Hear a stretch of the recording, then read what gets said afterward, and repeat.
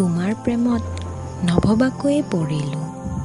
সেয়ে চাগে সময়বোৰ কেতিয়া আৰু কেনেকৈ সলনি হয় কোনেও ক'ব নোৱাৰে। এই যে হঠাৎ জোনাকবোৰ ভাল লগা হৈ পৰে, উন্দোলাই থকা মেঘৰ মাজতো জোনবাইৰ লুকা-ভাকুৰ দৃশ্য মনলৈ বাৰে বাৰে ভাহি আহে।